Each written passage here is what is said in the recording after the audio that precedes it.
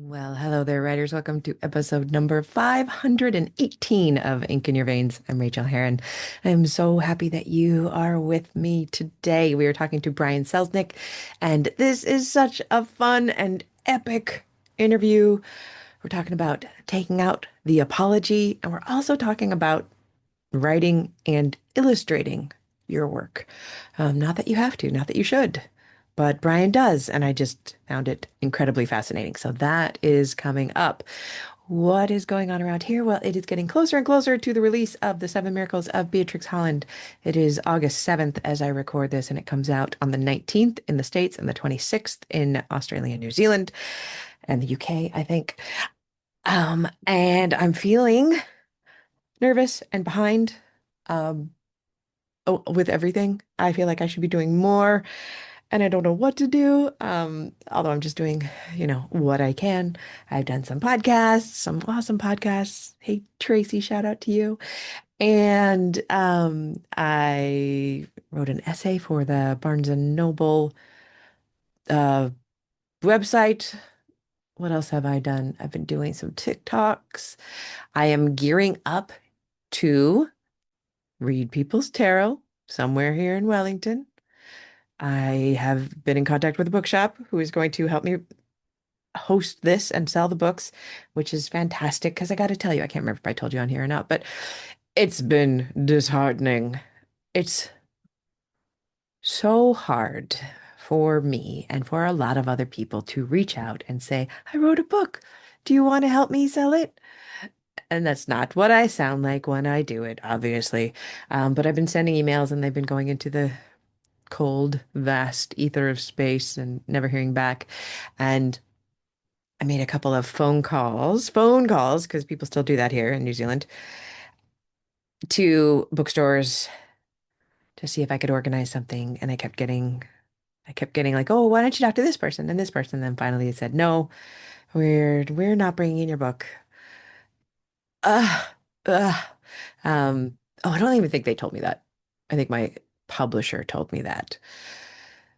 Because I've been excited about getting the books here in New Zealand where I am, but they're not going to be in a lot of bookstores here. They'll be in some bookstores, but not the major chain, which is kind of disappointing.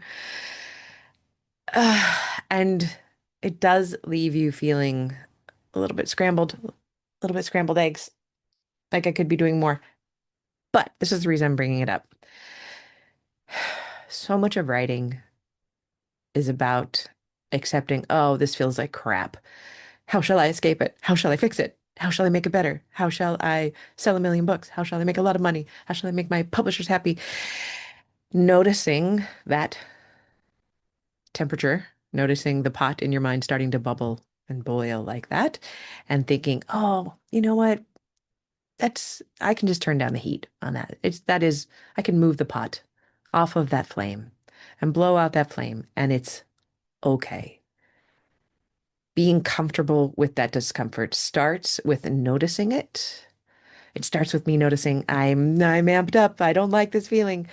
And then me saying to myself, "Oh, it's okay. It's okay that you don't like this feeling because this feeling will change. You've had this feeling before. It is not going to kill you. You can use some re-regulating tools like we talked about in the Beyond Affirmations workshop to remind your body that it is safe. You're good. You're cool. What can you do right now? Oh, I could open my manuscript and work little bit in the book that I am writing. And that remains the only place in publishing where I have complete control. It's so easy and it's absolutely natural to get fixated on the what about when I'm published? What about when I'm published phase of it? Because that is exciting. That's when our words can go out into the world and other people can read them. But we don't talk so much about how little control there is there. I have basically zero control. I can throw some social media posts out there. I can go out on the streets of Wellington and talk to, seven people.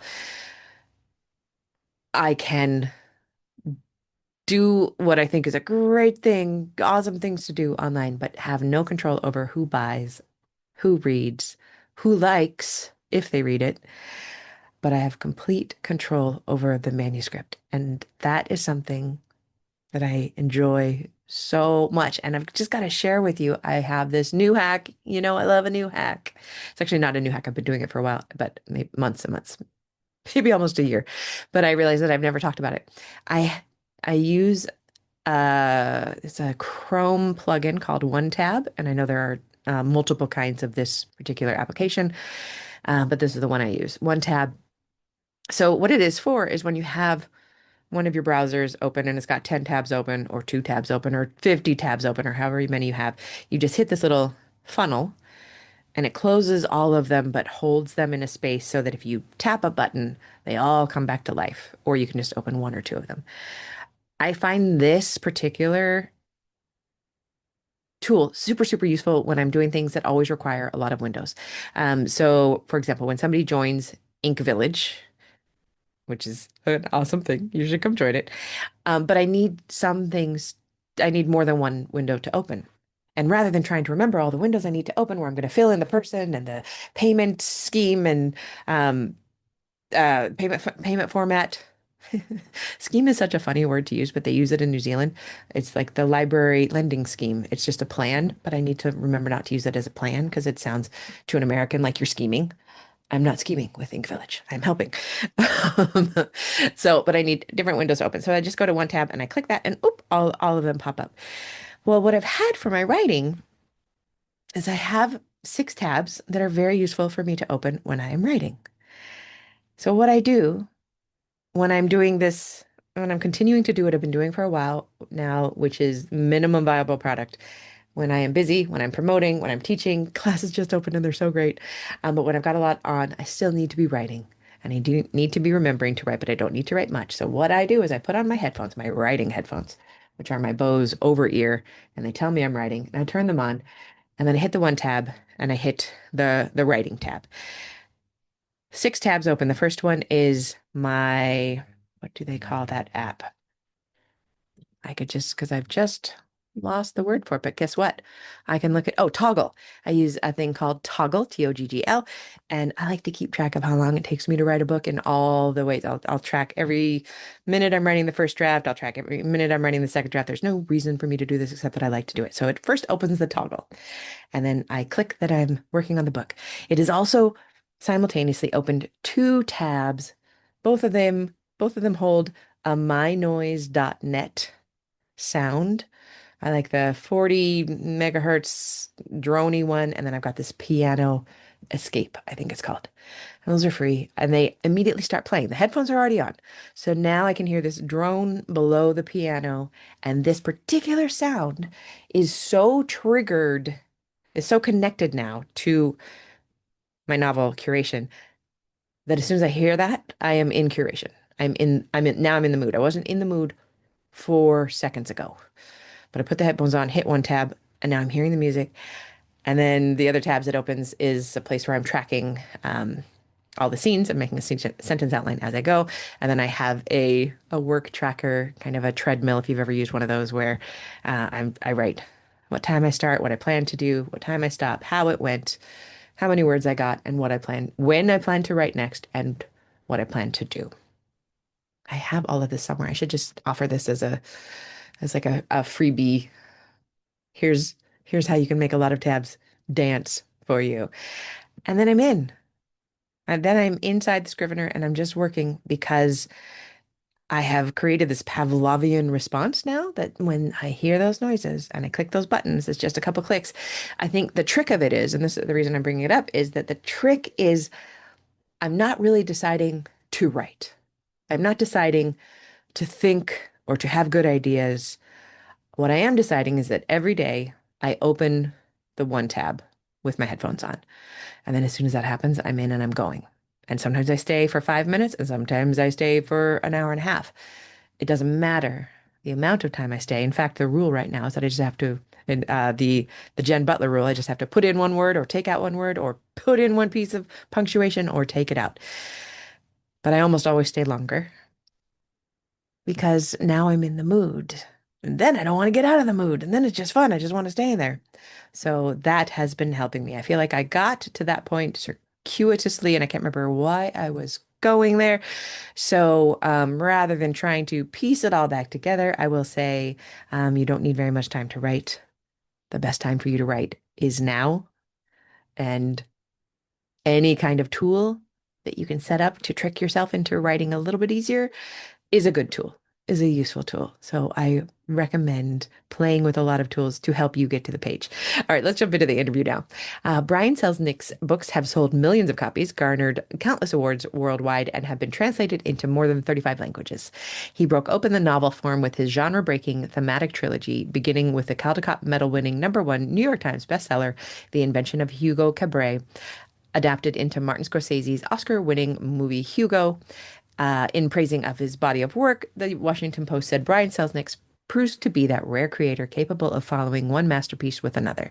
The Associated Press called Selznick one of publishing's most imaginative storytellers. He and his husband, Dr. David Serlin, divide their time between Brooklyn, New York, and La Jolla, California. Please enjoy this interview. Please get some of your own writing done and then come tell me about it. And here we go.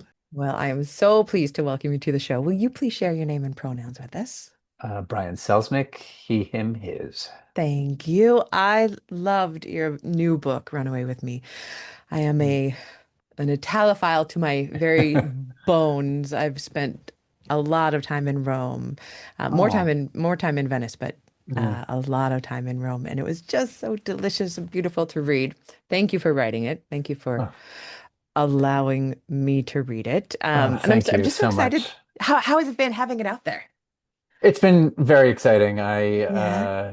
Did not imagine the world into which this book Yeah. would be published, but I have to say, having a book with two boys kissing on the cover and getting the chance to travel all over the United States, speaking about a book that has a lot to do with queerness and history Mhm. and the fact that we cannot be erased or completely eliminated and that we have always existed, feels pretty good.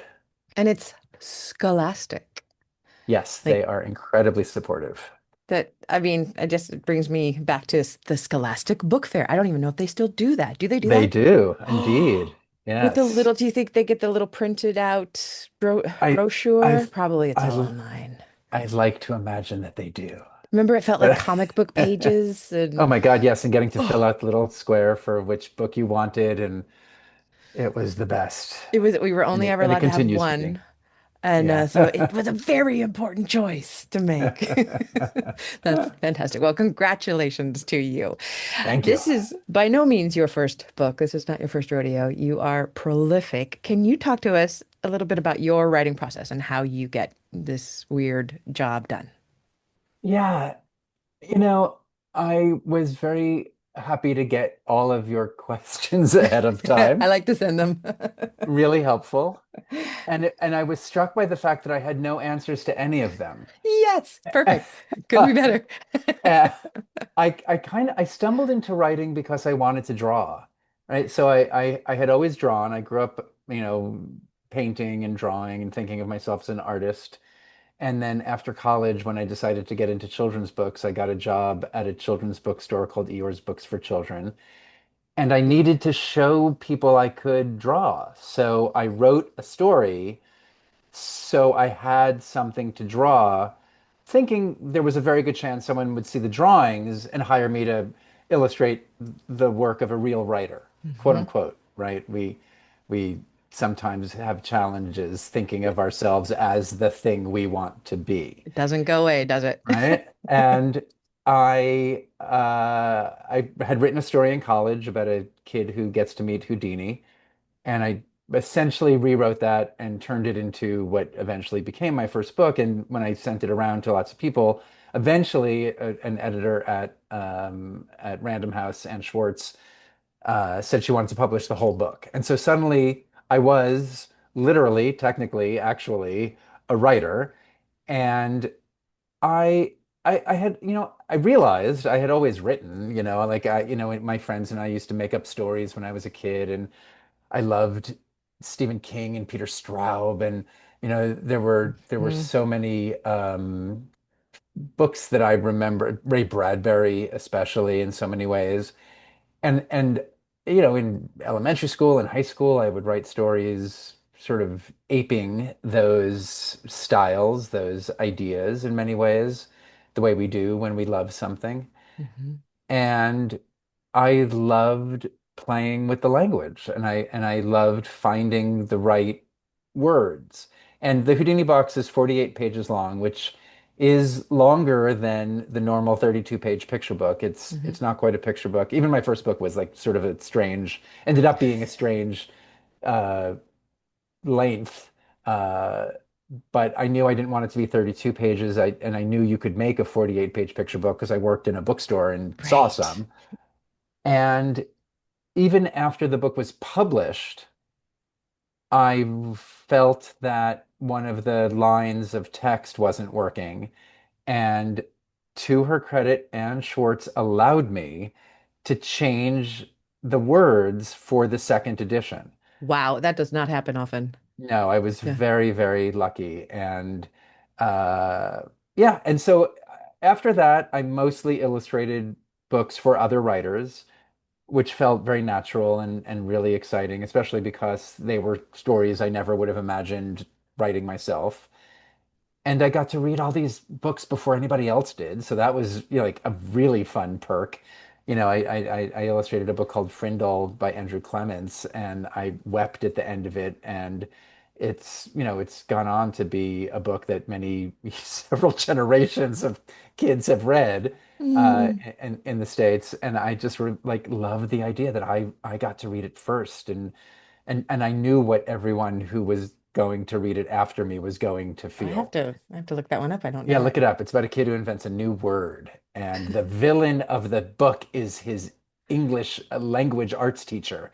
And so you get to be mad at her and frustrated with her at the end, for the whole book, but not to give too much away, but there's a nice twist at the end. Oh, that sounds Um, delicious. it's really beautiful. And then I continued to write a little bit. I wrote a book called The Robot King, which was probably would be called a novella.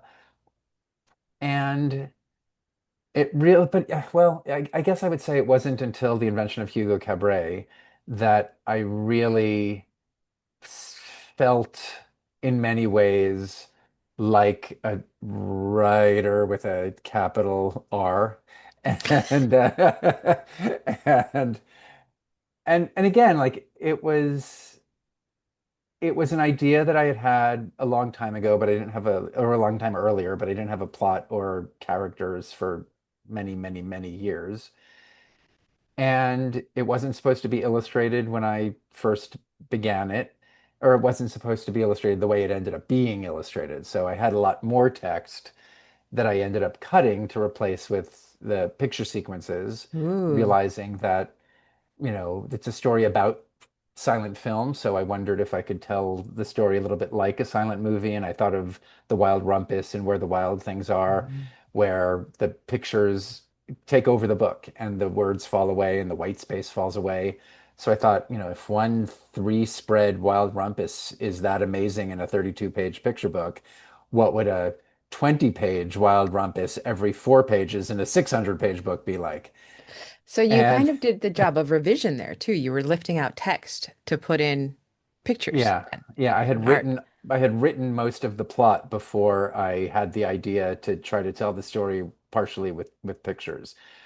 So all of that to say that the development of the idea within myself that I was a writer was slow and steady. Like it actually was steady. Of course, I've been making books for 34 years, Hmm. and I still feel very much like a beginner every time I start. I'm a beginner who has a huge amount of experience that I take with me and use when I am moving forward. But my goal for a very long time, my conscious goal for a very long time, is to do something different with what I've learned than what I did previously. So that just means you're always on the edge of failure, which is it turns out where you're actually supposed to be, I think, There's in many ways. that great David Bowie quote, which I keep meaning to memorize, but I always butcher. But you've got to you got to be deep enough in the pool that your toes almost touch the bottom. Mm, Like hmm that's where it's interesting. Yeah, yeah. Yeah. That is a fascinating place to exist. And it's not easy, and it's easy and so right, so process wise, I think in images, like Hmm. I don't think in words. And whatever I'm writing, and actually whatever I'm drawing, I I see first, but I never draw first. So even if I'm doing a section that I know is going to be illustrated, I will still write down what each of the drawings will be. You know, and then I will start doing little tiny thumbnail sketches. And there probably are some parallels to be made in terms of the way I draw and the way I write. But generally, when I see something for a picture, the moon over Paris, the train, like Hmm. whatever it is, a boy running down the hallway, like that's what I'll write first. It's, Ah. and all my first drafts are usually present tense. So everything is he is doing this, she Hmm. is doing that, we see this. And the pictures pretty much from my head to the text to the finished art, even though they go through many permutations because I'm not a naturally, how do I say this? I can't draw from my head.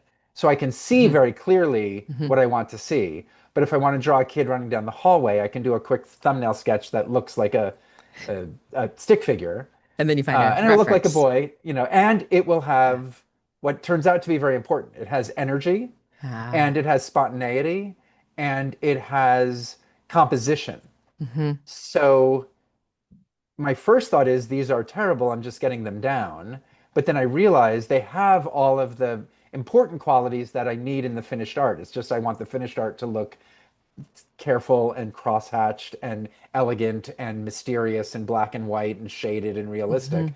So I then spend a lot of time getting models and research and working out. But what I'm matching, often tracing, is a blow up of that original little tiny sketch because that's what I'm trying to capture. Oh, that's so cool. So, but if you were to look at first thumbnail sketch to finished art, it's very clear. Text wise, everything changes because I find it much easier to, or maybe it just is easier to change words than it is to change pictures. And because I was never really trained as a, whatever that means, trained as a writer, I went to art school, so I guess I could say I was trained as an artist, and the training was about technique, material, and I took a lot of classes on ways of thinking. That was Hmm. very helpful. But in many ways, I actually wanted to be a set designer when I was in college, and I went to RISD and there was no theater, so I went up to Brown University up the hill where I acted and did set design. And in many ways, it's those set designs and that approach and connection to the theater that has found how do I say it? That has helped my bookmaking Mm. almost as much as, if not more than, the idea that I could draw, or that Mm. I, have these techniques. Like, where is the story taking place? What is everybody wearing? What is the lighting like? What is the what where where on the page do you put the person if you're drawing? How do you reveal a piece of information, if it's in text? So, if I write, the boy ran down the hall, that could be great, but the boy's footsteps echoed as he ran down the hall might be my revision. And then I might realize I'd like to start it in it. So running down the hallway, the boy's footsteps echoed endlessly against the marble of the hallway.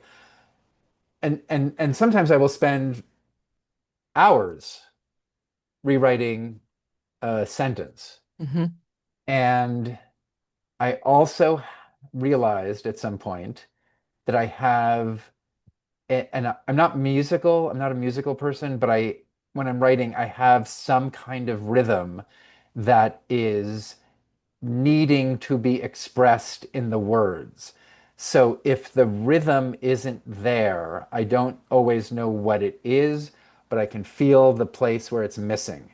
So Mm. I will then need to find the words to fit the rhythm. Hmm. And then if I really can't find it after several hours, days, it will be a matter of figuring out how to start the whole idea from scratch. So Mm. it's an accumulative process that generally doesn't feel like it has any continuity from project to project, other than there are similarities from the beginning where I think I have an idea to the part where I'm trying to figure out what the plot and the characters are to the part where I'm trying to polish it up as much as I can. I feel like none of my books inform the next book. It's tragic.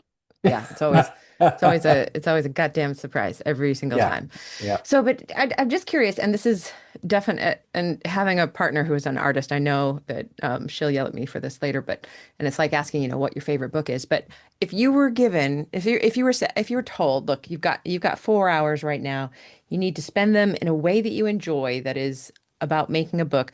Don't think about the project you're working on. You're just going to have fun, but you can only either write or draw art, do the art. Which would you choose? Oh, I would It's got, write. you would write? Absolutely. As a writer, I Absolutely. just think the drawing looks so much more fun. Oh my God. I I understand. I think one of the ways I'm shocked.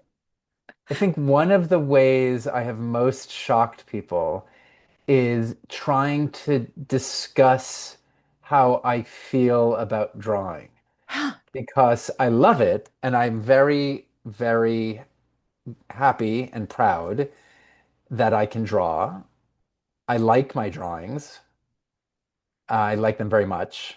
Uh, but it's not something that comes very easily Mm, to me.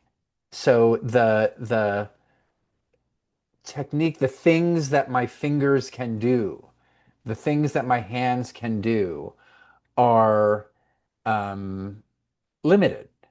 And I know some people who have the ability to draw from their head in any style, in any, way, and it's very wonderful. But I've also heard people who can draw in any style wonder what their own personal style is, and sometimes feel a mm, little lost or frustrated about that. hmm. And my definition of my style is the gap between what I think I can do and what I can actually do. Because I'm in my head, I'm a photorealist. And and I love looking at the work of photorealists Yeah, because it's mind blowing. it's mind-blowing and it's technically very exciting. But ultimately, for me, I feel like if you can have a photograph of a hat or a drawing of a photograph that looks exactly like the photograph of a hat, other than the technical prowess, which again is really exciting and amazing. Um, for me, I don't know if that's exactly what I would want to do, but it's how I think. Hmm. So in my mind, everything is perfectly proportioned. Everything is the perspective is perfect. The tones of everything are extraordinary. Like everything's really good. And when I draw, my perspective is off. I don't have the patience usually to work out actual 3-point perspectives, so I fake it. I draw what looks like I want it to look. I am not actually good at the proportions of people. And plus, because I mentioned earlier, I draw those little stick figures that I'm then matching in my final art. Hmm. So a lot of times I draw someone in a position they actually can't take, but it looks like movement. So I have to take a photo, like 5 photographs of a model, their arms in one way, their legs another way, their hips in another way, their head in another way. and then I put it together to match my sketch, not Ah, to match a photograph of someone running. right. And it turns out what I end up with is an image where everything is off about the same percentage. So it so it fools you into thinking it's quote unquote realistic. So you're looking at a realistic rendering of an attic bedroom or a street in New York or whatever it is. But if you follow all the lines out and take your ruler, none of the vanishing points will line Hmm. up. None of it will actually make scientific sense. But what in fact I believe is happening, which wasn't really planned, it just was instinct, is you're getting the emotion of something. You're getting Mm-hmm. the feeling of something. You're getting you're getting the sense of claustrophobia in that attic room because the walls are kind of caving in a little bit. You're getting a sense of openness because each of the walls are going in different weird directions on the street, but you're not conscious of any of that. And even with the person, like I'm interested in the emotion of the face. Mm. When I was taking text away from Hugo to uh, replace with drawings, I took out action, like running. I took out scene setting and description because I could draw it like Paris. But I also took out most descriptions of emotion because I could Wow. draw someone looking sad. So I didn't need to necessarily say Hugo was sad or his heart was filled with grief. Like I could just say something and then turn the page and you could see him looking sad. And then hopefully we as people understand that. And it just does something different. That's interesting. So That's so even though cool. I've spent some time being frustrated by certain things. And and again, like I think my drawings are improving slowly over time. I like the fact that I always feel like a student and I am always trying to draw better. Like that is something I'm conscious Are of. you aware of the backstory behind Where the Wild Things Are? A lot of it, but tell me, It came about because it was where the wild horses are, right, and he couldn't, and and he Maurice couldn't couldn't draw draw. horses. And then he tried a Sendak, few other things, and he's like, I can't yeah. draw those either. And he's like, what can I draw? I can draw things that look vaguely like my relatives who scared me as a child. Yes, and all the world has benefited ever since because Maurice Sendak felt like he couldn't draw horses. And but I'm hearing that in you too. Like, it's maybe it's not the exact perfect vanishing points, but it's getting exactly what you need, the emotion on the Yeah. page. Yeah, And that gives and you that all extra tool to use as a person who doesn't write books or illustrate books. You make books. You do all of it. yeah. Yeah, and what's interesting to me is the way in which a story is told and why because I can draw and write, Hmm. I become interested in why a part of a story is told in words and why a part of a story is Yeah. told in pictures. And then I try to pursue that, which is maybe why I write first generally, because it takes me so long to figure out what the story is. Right. I then also have to then figure out in what way pictures are going to be used. Although in after Hugo, I did a book called Wonderstruck, which is two stories, one in words in 1977 and one in pictures in 1927. And Mm. and for that book, I had the idea to tell two stories, one in words and one in pictures, before I had the narrative. Mm. I liked the idea because it was using what I learned from Hugo with words and pictures, but a completely different structure. So then I had to figure out, well, what story would make sense to be told partially in words and partially in pictures.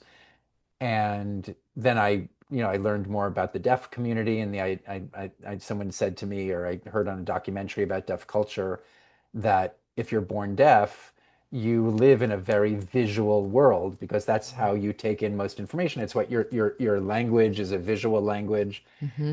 And so I thought, oh, that'd be perfect to tell the story of a deaf kid entirely in pictures because it will reflect Mm-hmm. their world. So it's that kind of storytelling that I'm generally interested in. What part of the whole writing process in a book do you struggle with the most? It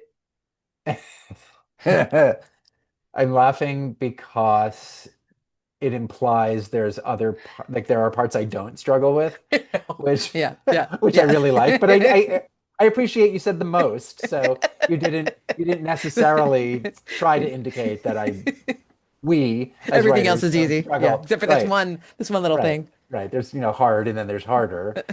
Um, I think it's the part where I don't know what the plot or the characters are yet. That's, And hate it. I'm trying to figure that out. So my books tend to start with a place and a sense of the main characters as far as their ages and genders go. So I generally know, like, okay, this is going to be a book about two boys who fall in love. They're 16 and they're in Rome. This is a book about a 12-year-old boy in Paris who meets a 12-year-old girl who he becomes friends with. But who that boy and girl are, Hmm. who the two 16-year-old boys are, what happens to them in Rome is generally not part of the initial inspiration. And it comes slowly, it comes out of order. The my plots generally everything comes in a way that feels random and feels unconnected to anything else. And I have learned over time to to recognize that that's okay, Yeah. right? Like the I think one of the things that I thought for a long time was if I was a better writer, real writer, more comfortable with writing, if I was a natural writer, my process would be different. I would Hmm. I would not have to do X, Y, or Z. A real writer does this, this, or this. And anything you can think of, someone does. Like I just found out my editor, David Levithan, who is also an extraordinary young adult author, Yeah, he's fantastic. besides, 50 other things he Yeah. does, starts with the first word of the book and of his books and finishes with the last word of his books. What? Yeah, exactly. So there are people who do that. That's literally why I do this podcast. We're 500 some episodes in, 10 years in, and I'm still looking for a real good way that'll Right. make writing books easier for me. That is I exactly hear you. right. I hear you. Yeah. And I found that the I was living in what generally felt like unease and pain all the time. And I, but I love what I do, right? And it's okay.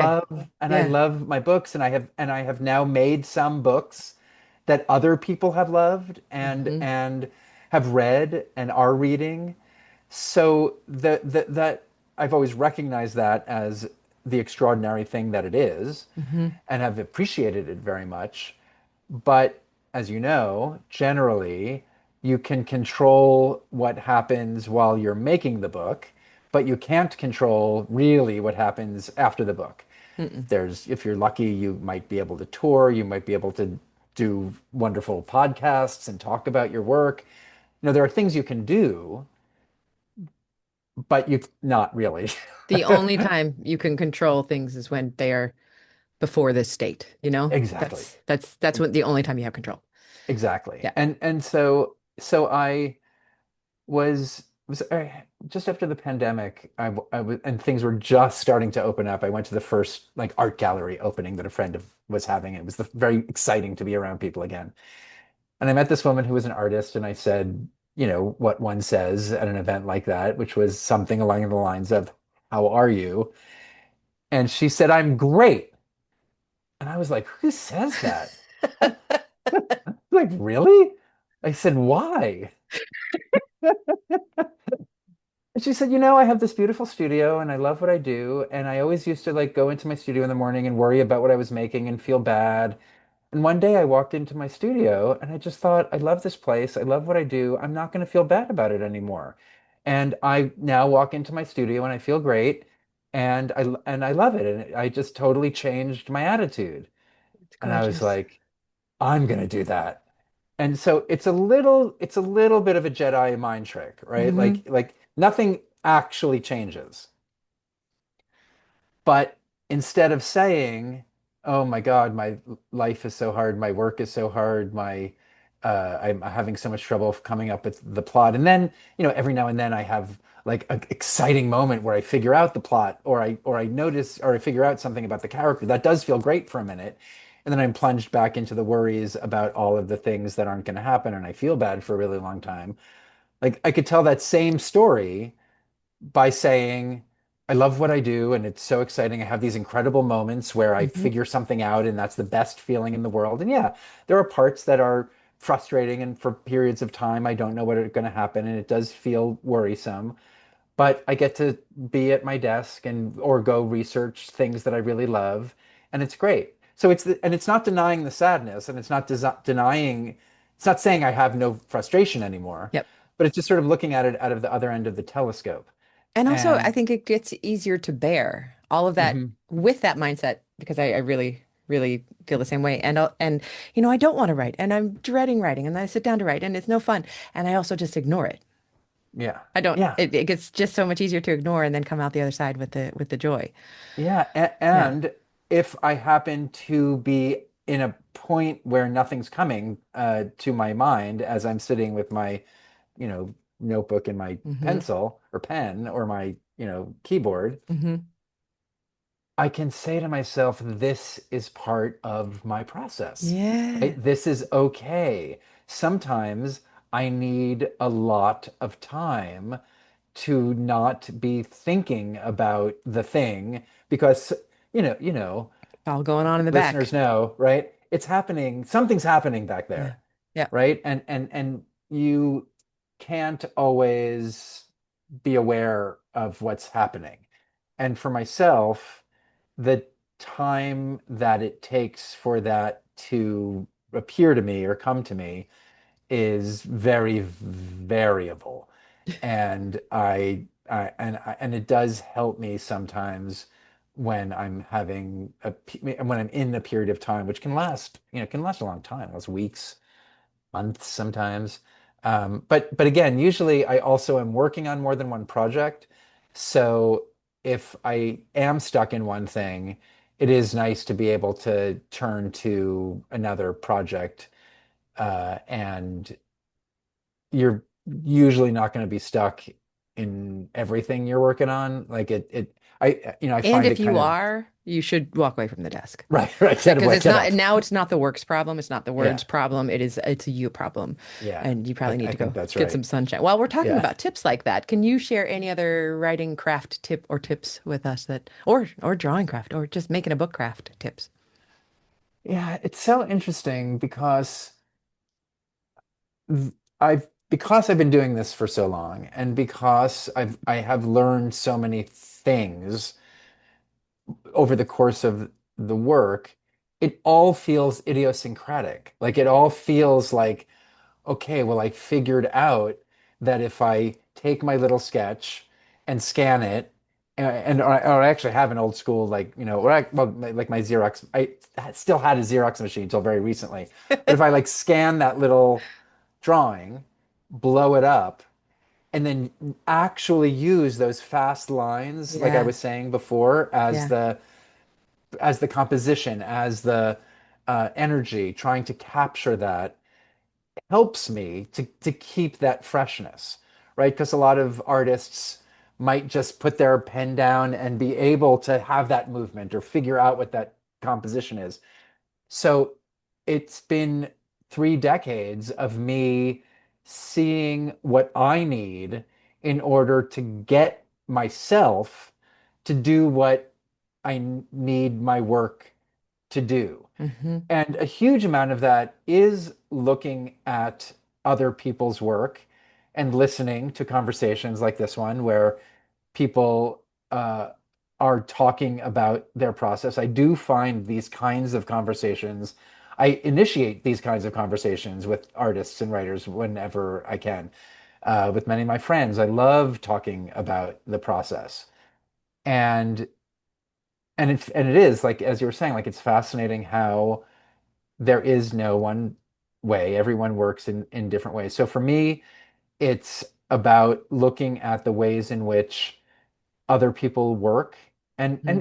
but again, even more importantly, looking at the work, right? So what I learned from Where the Wild Things Are, I mentioned we talked about the wild rumpus and the way in which what you feel like you can't draw can set you on a path that you would never have guessed that turns out to be Mhm. much more exciting than what you thought you were going to do, right? So there's a like I think for me one of the things is that it comes down to learning how to trust my instincts and Mhm. listening to those voices um, that That's are what I'm in my really head. hearing from you is the trust in that original idea, the trust in the emotion behind it, the willingness to go and find it Yeah. again if necessary. Yeah. And I think I've I've always been really interested in and excited by curiosity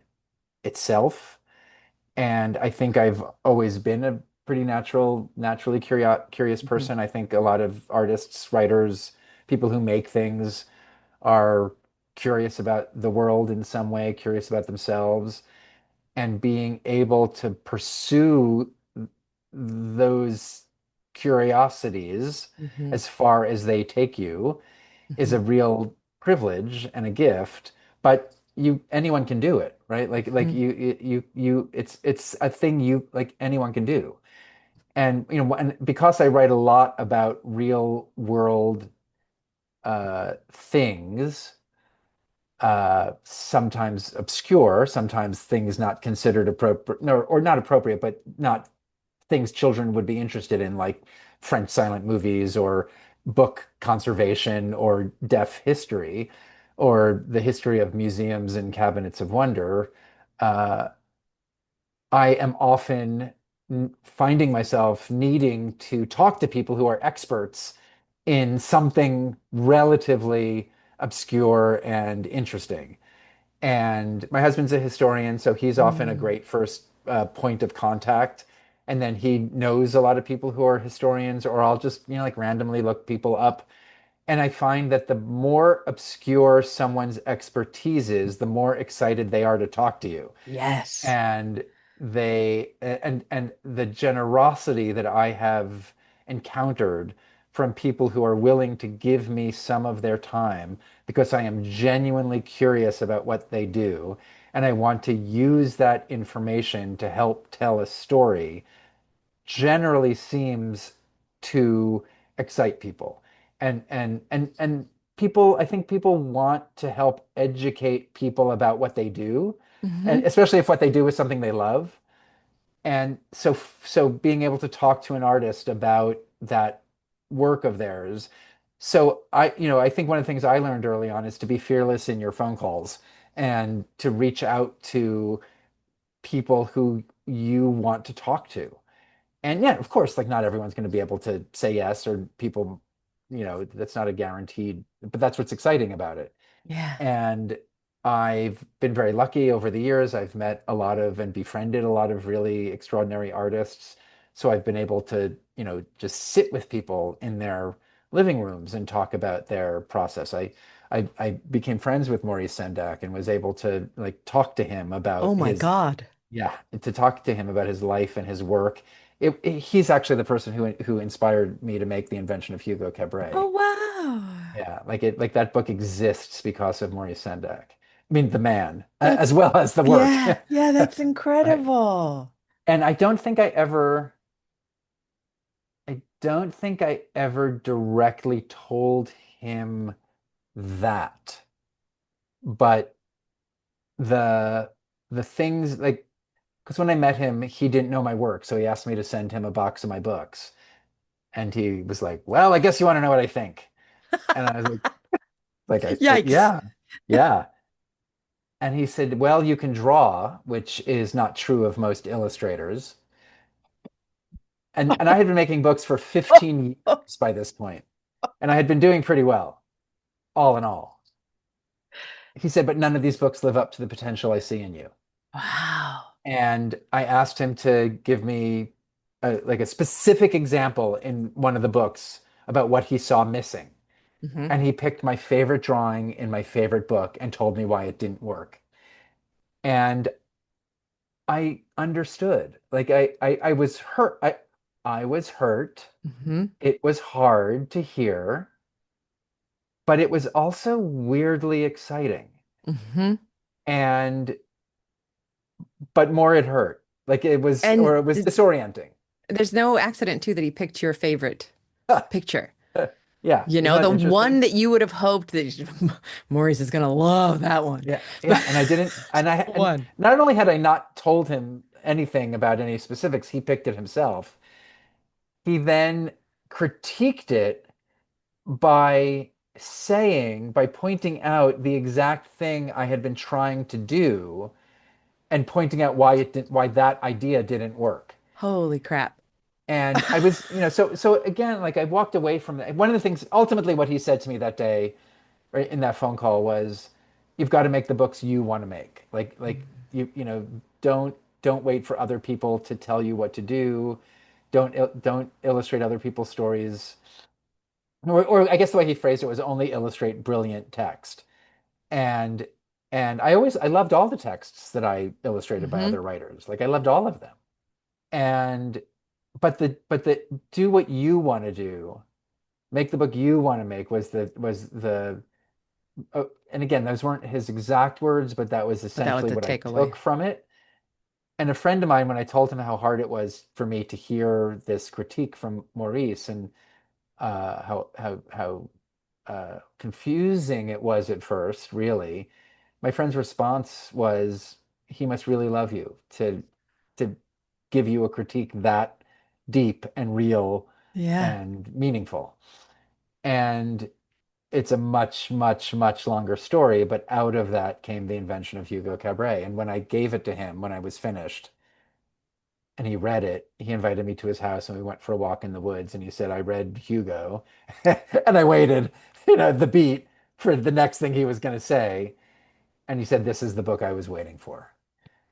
And so a lot of extraordinary things happened with the invention of Hugo Cabret and to me because of that book. But that was definitely a highlight of everything. But I also kind of knew it, right? Hmm. I kind of knew that I had made something that was good. And by that I mean I had a big idea. It grew, like the idea grew. Like I said, it wasn't supposed to be illustrated like that at first. So it went from a 98-page novella to a, 600-page doorstop during that process. But when I finished that book, before anybody read it other than my editor, I knew I had made what I wanted to make. And I remember very consciously thinking, even if nobody reads this book, I have learned a huge amount about how books are made, about what pictures can do in a book, about how words and pictures can interact in a way that I had never seen before. And I'm not, I would never claim to be the first person to do anything because literally just told you how Maurice Sendak made the Wild Rumpus, right? Yeah. So I'm part of, like we all are, I'm part of a history. Like I'm part of a chain of teaching and learning and being a student and being a teacher. Like that cycle can be traced, and Maurice, I'm sure, could trace the Wild Rumpus back to Mm. the artists who he loved before him, right? So Hugo is part of a continuum, but it was a continuum that I hadn't exactly seen before. Like I hadn't Mhm. seen this version of it before. And yeah, and I was saying, like I just remember thinking, okay, like I have no idea if children are going to want to read a book about French silent movies.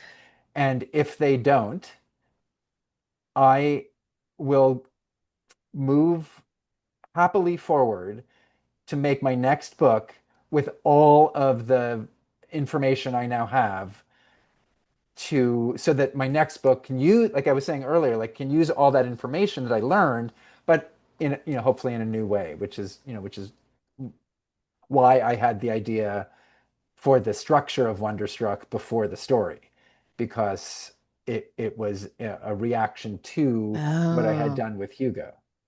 well, Because Hugo tells one story with words and pictures, right? yeah. And my goal at the end of Hugo was for you not to remember what you had seen and what you had read. I wanted you to remember a story. Mm, But there's a lot of things in the pictures that are narrative that there's no words for, and there's a lot of things in the words that there's no pictures of. But I wanted it to just be the story in your mind so that you become, as any good book asks of the reader, it makes you into a working collaborator, and that is, yeah, is a big part of what interests me. ugh. I feel like you're already answering this question in multiple different places here, especially with the Maurice Sendak. But what would you say the kindest thing you've ever done for yourself as a writer was? Yeah, I've been thinking a lot about the answer to that question, and right, so there is the specific ideas of trying to let myself off the hook, right? Like to, like we often hear the idea that you should be as nice to yourself as you would be to someone else, Hmm. because we're usually much meaner to ourselves than we would be to someone else, 1,000 times. So right? yes. And but then I was thinking, well, like I got myself early on before I had a lot of money.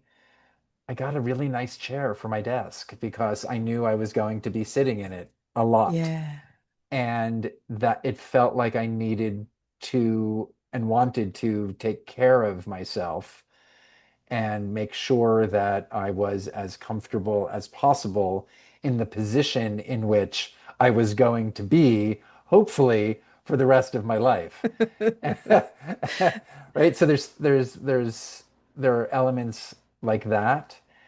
And yeah, and then I think it's the the ways in which I've wanted to, how do I say this? Like there's the appreciating what's there, right? The appreciating the things that are happening. And that's, I know that's not like a very specific kind No, of I like it. No, answer, it's important. but I have found that when I really allow myself to take something in, or if I meet someone who's an artist whose work I really love, like not being afraid of diving into some of these types of questions that we've been Hmm. talking about, like to really ask people.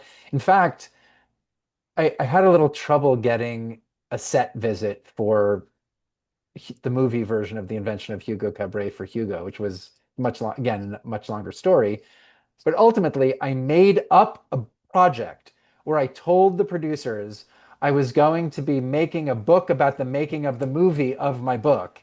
And I needed to see the movie being filmed so that I could write about it. Hell I yes, just you made, did. Period. Like that. yeah, Let me in. exactly. And so I got this set visit. They let me in for one day. And I had a sense that once I was there, I would like be allowed to stay. So I Yeah. booked 2 weeks, and I befriended everyone immediately. And I was there every day for 2 weeks. I ended up in the movie. I have a line at the end, Oh my goodness. and I ended up actually making the book.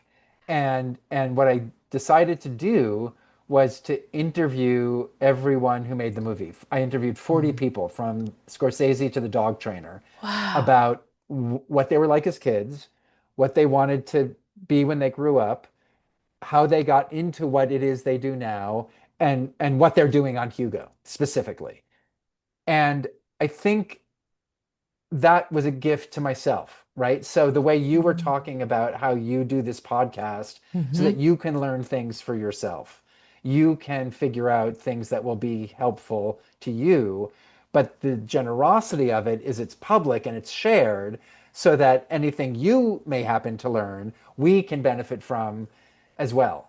Yeah. And I think the conversations I had with all those people, met some of whom I had become friends with already, some of whom I became friends with during the course of the interviews, and other people I just had amazing interviews with, allowed me to have these insights into all of these different aspects of different types of work related to being an artist and being, you know, just all these different jobs that most people don't know are jobs. Well, and it goes right And back to what you were talking about, talking to somebody about what they do, expressing an interest, and people yeah, want to tell you who they are and what they're doing yeah. and why it's important. Yeah, and I felt like I learned so much from what they shared with me, and then was able to release it as a book, and was able to, I got Scorsese to write a history of silent movies for me. My husband wrote a history of Paris and a history of automatons chapter. Oh my Like gosh. it's called the Hugo Movie Companion. If you can, like, Yeah. it's really good. And Wow. ultimately it's about collaboration. Like it's about how people work together to make something beautiful. And and I f- and so I think when you ask me questions about the kindnesses I do for myself, I it I think it often comes down to the relating to the work itself, like giving myself a project to do this, give like coming up with an idea, and it's because I want something, right? I want Right. a set Right. visit. I want to see Martin Scorsese filming a movie based on my book, Yes, and you do. and and I I have learned that you need to advocate for yourself, you need to stand up for yourself, and you need to ask for stuff, but you also have to be clear why, right? Like from like the story earlier about my editor Ann Schwartz letting me change a word in the second edition of the book. I had a very clear reason why. She still very much could have said no because does cost a couple bucks to do Mhm. that. But the the way in which one communicates and the way in which one tries to get one's ideas across, however forcefully one feels they need to do it, is it's always very tricky. It's always, oh, everyone has a personality, but the kindnesses that I do for myself often involve this like like me realizing like this is something I really want, and now I'm going to make it happen, Mhm. and figuring out how to do that. So I think all of that kind of falls under that idea. That that's Um, perfect. That is a perfect answer. It reminds me of one night I woke up in the middle of the night and I had not been to Venice in a few years mm, and I didn't mm. know how to get there. And I got out of bed and by the time my wife woke up, I had built the writer's retreat and I Oh, had gotten the URL, I'd booked the hotel, I had the graphics made, and then I continued to run that retreat until the pandemic and I haven't done it since. But all right, it was a selfish make it thing that happen. allowed other people to benefit as well. All Yeah. right, fabulous. May I ask you, when was the first time you knew that you had ink in your veins of any kind, writing or drawing? Right. So art wise, I always knew that's what I was made out of. So the story in my family is that my grandmother had a maid who, to keep me out of trouble, used to give me tinfoil out of which I would make different sculptures, like flowers and Good. dinosaurs. And I remember It's a good doing that. material. Yeah. Very flexible Yeah. material. It's handy. It's usually in the house. And in kindergarten, I remember the teacher drew a seal with a ball balancing on its nose on the blackboard, and I copied it, and all the kids gathered around and told me how good it was. And my kindergarten report card said, proving this is true, Brian is a good artist. Oh, And how cute.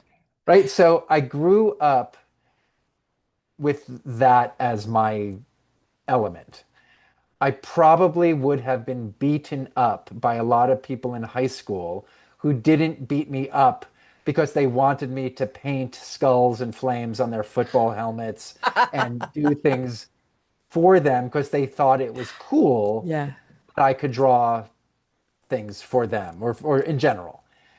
And the so that was just like my blood is filled with that ink, Hmm. right?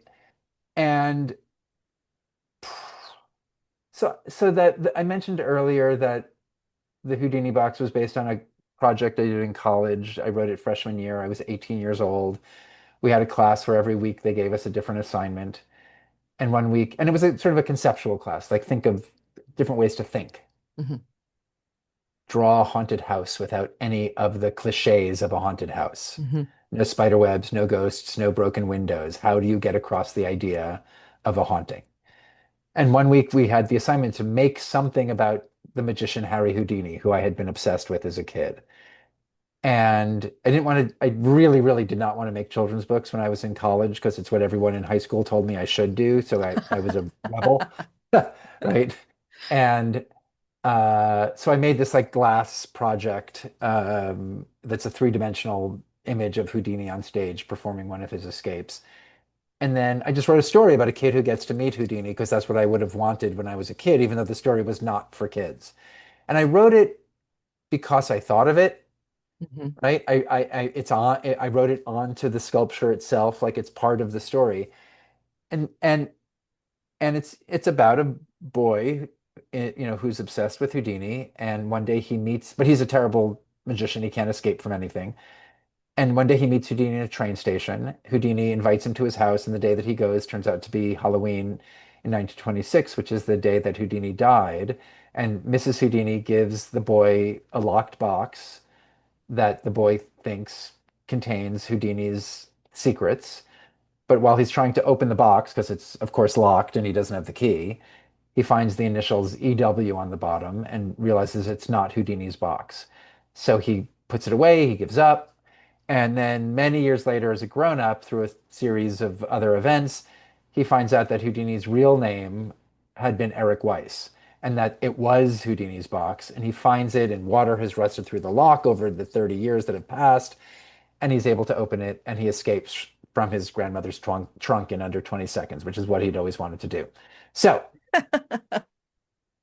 it doesn't say what's inside the Houdini box. Yeah. When I was writing it for or adapting it to be this book potentially for young people, for kids, I knew I couldn't say what was inside the box, but I thought children would be angry at not knowing. So I wrote this whole like apology. Now, of course, we all want to know what's inside the box. Was it a blinding light? Was there a book of instructions? The only person who will ever know is Victor, because Victor is the one who saw it. And I did something that I have not done in the 34 years since I made that book. I went to a friend's classroom and I read it to kids. I never, ever share my book with young people, which is funny because the story that I'm telling you right now is about the importance of me having shared it with children. But So who knows what could happen? somehow the upshot was don't ever do that again.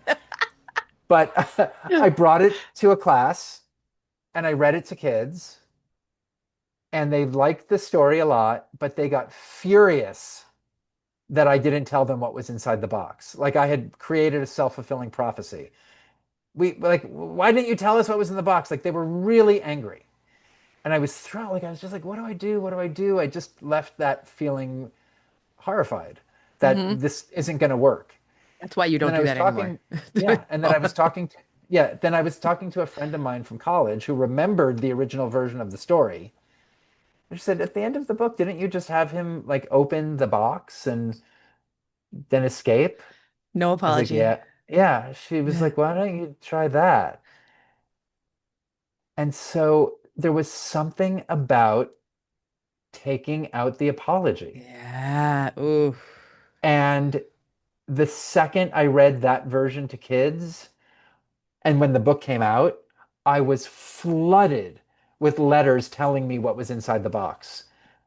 Like I still have on my wall framed some of the drawings and gifts that kids made me saying, I think there is a magic girl in the box who has a horse and she can ride around and let you do whatever you want. I think there are like, and avalanche of their own thoughts because I gave them the space to be a part of the story. I wasn't pushing them away from the story. And I think there was something very powerful in that moment for me, realizing, and it's funny, I guess it is about me realizing I've got ink in my veins, perhaps that maybe I'm a writer. Yeah. But there was something about that idea that we talked a little bit about earlier, where you're collaborating with your readers, Hmm. right? And even though a lot of people think if you're writing for children, you have to simplify things, you have to write like people who don't write for children or don't know about children's literature and the vast, rich, extraordinary world of children's literature have a very simplified, simplistic view of what it is uh, children's literature can be. Hmm. But but like we were all kids. We None of us wanted to be talked down to. None of us wanted to be, There, you yeah. know, made to feel bad. We There's that wanted to be. E.B. White quote that says, there is a difference between writing for children and for adults, you have to simplify it. Yeah. That's exactly right. It's so good. Yeah. Dumb it And down for us. Yeah. yeah. And so learning, I guess I had to learn it, right? I guess I had, Hmm. and also it's interesting to look back on this now. I was 18 years old when I wrote that story about a boy who longed to escape. I wrote a story about a character who was 10. That was 8 years earlier. And then I wrote the character of Victor escaping when he was in his mid 30s, Yeah. which was twice as old as I was at that moment. Right? So I was between these Yeah. two ages I was writing about, closer to the child. Yeah. And, I'm 59 now, I was and gonna say when you hit 60, there's another book in there somehow. yeah, so it's really fascinating to look back at that and realize from that moment on that I'm working with the reader to tell this story, and that if it's something I'm curious about, then there's a way to make that work for young people. And my editor Tracy Mack on The Invention of Hugo Cabret said something interesting to me because I did have moments of doubt as I was working on that book because it's about French silent movies. And I said, is this a bad idea, Tracy? Like, kids don't watch French silent movies. And she said, if your reader cares about your character, they will care about whatever the character cares about. Anything. Yeah. And that has proven again and again to be very, very true. Mm. And again, like people often ask me why I write for kids or, will I ever write a book for adults? And the fact is, I don't write for kids. I write. Hmm. And the people my who come to me in my imagination are generally between 10 and 12 years old. Yeah. Right? Recently for Runaway with Me, they just, jumped up in age to 16. But these are the people who are coming to me in my mind as characters. So I'm writing about them. And then it makes sense that most of the people who want to read about those characters are about the same age as the character. But I love that, I know college students and adults read The Invention of Hugo Cabret. It's taught in film classes and universities as a way to introduce students to George Méliès and silent film, which thrills me. And this 53-year-old loved the 16-year-old boys in Oh, Rome, thank you very. So Yeah. So like books are for the people who connect with them. Like yeah. I don't feel like and kids, uh, you know, censorship is a terrifying word at the moment, but kids self-censor. Like if a book Mm. isn't right for them, they'll put it down, Yep. and that's okay, S- right? And Yeah. speaking of book recommendations, that segues beautifully into my second to last question. What is a book you have read recently that you would recommend? God, I just stumbled upon this amazing book called Love Leda, Leda, Okay. by an author named Mark Hyland, who was a poet. He killed himself at a very young age. He was bisexual. I don't know Mhm. what word he may have applied to himself, but he slept with many different people. He has a son, or he had a son, who's still living, who's the head of his estate. Mark Hyland was a published poet, but Mhm. very obscure, I would say. And in the last couple of years, I don't remember the exact story of how it surfaced, but an entire novel by Mark Hyland that no one had ever seen, I think, including his son, came to light. Wow. And it was and it's not dated, but given some of the current events that are discussed in the novel, it's been dated to sometime in the mid to late 60s, and it's extraordinary. It seems like it might be somewhat autobiographical, Mm. as the character has many of the same traits that the author had. But he's a the it's about a young man. I actually can't even quite figure out how old he is. 18 to early 20s, perhaps. He's a bit of a drifter. He's sleeping on an older man's couch. He seems to use sex somewhat transactionally. Sex is something that he just does with people who he comes across, some of whom he likes, some of whom he doesn't. And the portrait of this poetic, lonely, beautiful young man adrift in London at that time, and you get to see queer London through his eyes and these That sounds hidden, gorgeous. oh my God, like these hidden bars that he knows about, that he goes up into, the other young men who he's flirting with, the older men, the older women who he sleeps with. The language is unlike anything I've read before. And in the afterword, it was revealed that because the character has a very abusive upbringing, and Hmm. there's an extraordinary, horrifying scene with his family at one point when he goes back to visit. Very powerful. And he was illiterate, and he never learned to read or write. But his friends, I guess, as a young man, began to teach him how to read and how to write. Wow. And so his relationship to words is off kilter. Right, It's because like it would it's like have my developed in a different time and place in the brain yeah, than the rest and of us. Yeah. my husband has written he just has a book that just came out called Window Shopping with Helen Keller, about how people with disabilities experience architecture in space. Ooh. And so there's a big chapter about Helen Keller, and she was an extraordinary writer. But perhaps because of the way she acquired language, and she knew French, and like Mhm. she was an ambassador, like she was an activist, a really extraordinary person. But when you read her writing, it's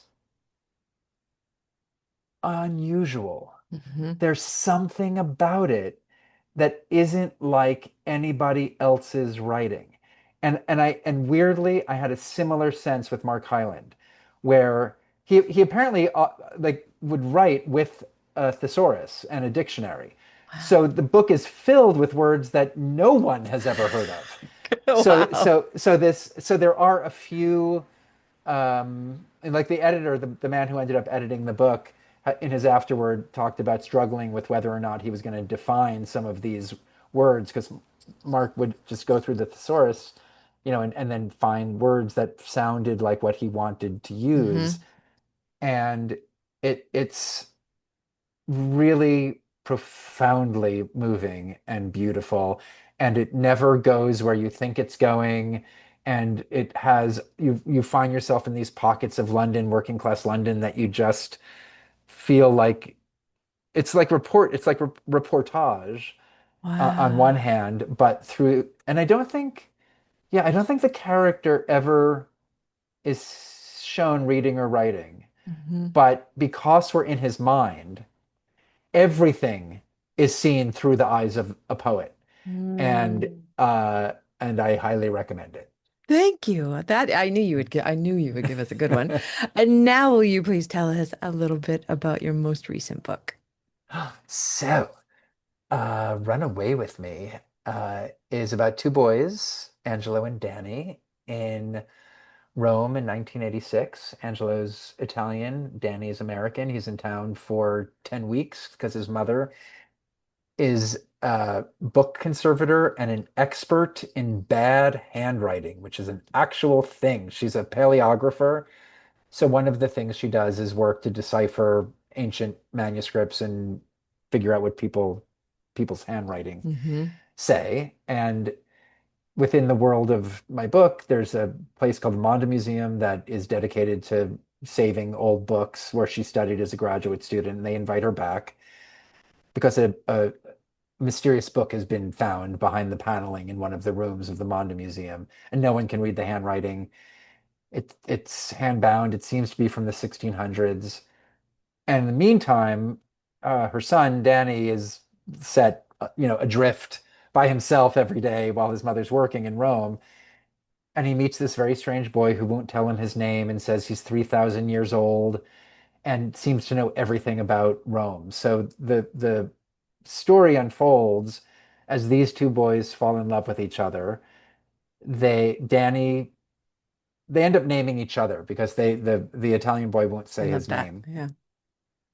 So they give each other a name, which we then call them for the rest of the story, Danny and Angelo. Angelo's the Italian boy.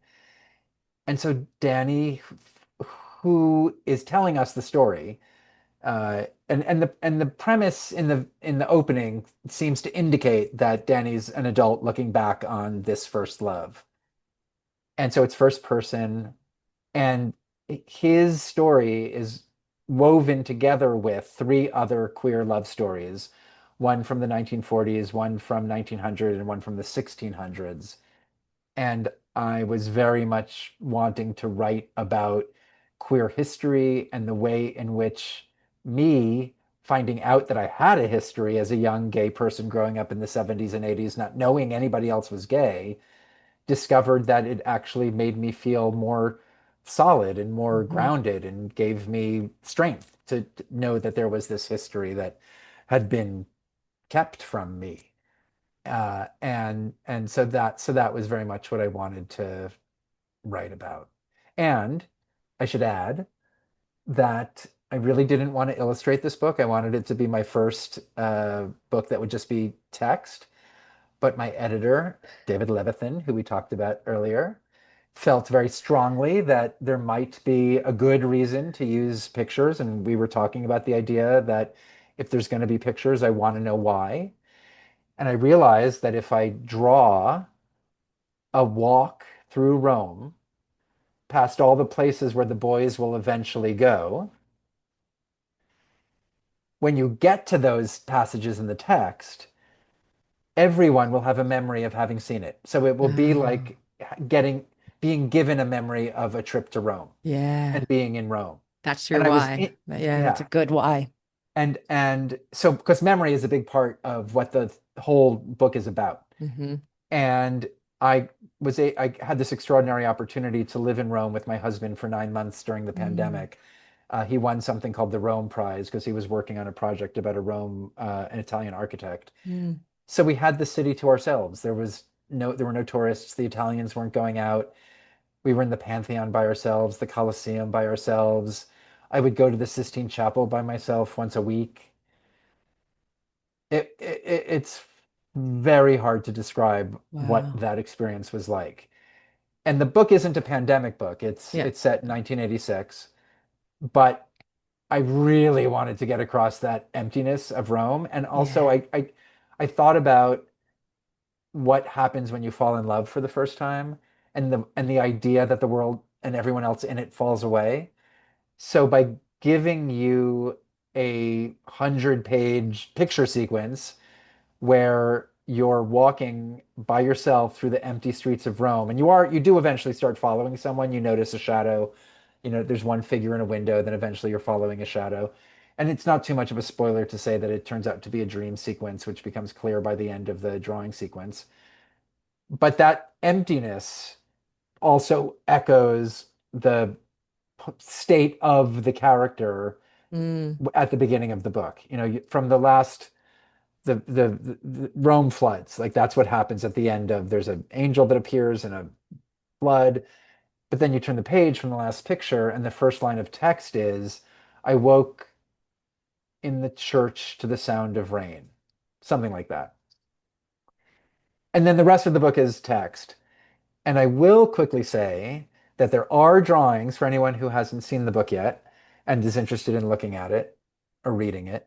There are pictures at the end as well, but if it's possible, don't look at them ahead of time. You'll be able to see they're there on on the side of the book when the book's Oh, closed because yeah, you can yeah. see the dark patches. But if it's possible, don't look at the last drawings I would until never you even get to them. think to. I'd be scared. No, I wouldn't. I would not, but I bet some people might. Good. But well, thank you so much. This has been an absolute delight. Will you please tell people where you could be found? I can be found on the Instagram at the Brian Selznick because Brian Selznick was taken for some Rude. reason. And then I also have a website, which is which I did manage to get brianselznick.com. And on the website, it has separate web links to web pages and information about every book I've ever made. And then I'm also a puppeteer, and I'm also, I've done a lot of different things. So there's links to a lot of the different things that I've done on the website as well. Thank you so much for sharing your time with all of us today. I cannot thank you enough. This was fantastic. Thank you. It was so fun to talk to you.